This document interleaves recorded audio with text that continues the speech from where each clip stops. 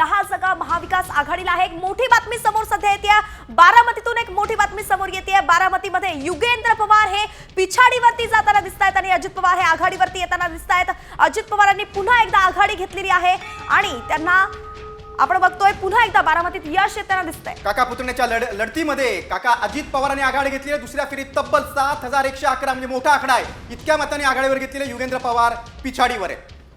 दिवसाची सुरुवात झाली होती आणि तेव्हा बारामतीचे कल पाहिले होते, त्यावेळी युगेंद्र पवार हे आघाडीवरती असल्याचं दिसलं होतं, परंतु आता पास पलटलंय। अजित पवार पुन्हा एकदा बारामतीचे दादा थटान दिसतायत आणि अजित पवार यांनी पुन्हा मुसंडी मारत युगेंद्र पवारांना पिछाडीवरती टाकलंय। तब्बल 7111 मतांनी अजित पवार हे आघाडीवरती आहेत। बारामतीचा दादा कोण हे आता दुपारपर्यंत चित्र स्पष्ट होईल। मात्र सध्याचे जे कल आलेले आहेत त्याच्यामध्ये अजित पवारच आघाडीवर आहेत आणि जो आघाडीचा जो आकडा आहे तो देखील खूप मोठा आहे। तब्बल 7111 मतांनी अजित पवार आघाडीवर आहेत। अजित पवारांचा बारामती खरं तर बालेकिल्लाच राहिलेला आहे।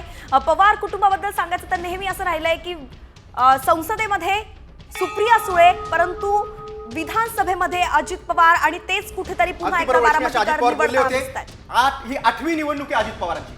8व्यांदा त्यांनी आता उमेदवारी आहे। आतापर्यंत 7 वेळा ते निवडून आले विधानसभेवर। ही त्यांची 8वी निवडणूक आहे आणि आता जे कल आले त्यामध्ये देखील अजित पवार आघाडीवर आहेत। संपूर्ण बारामतीमध्ये प्रचारादरम्यान सगळा भावनिक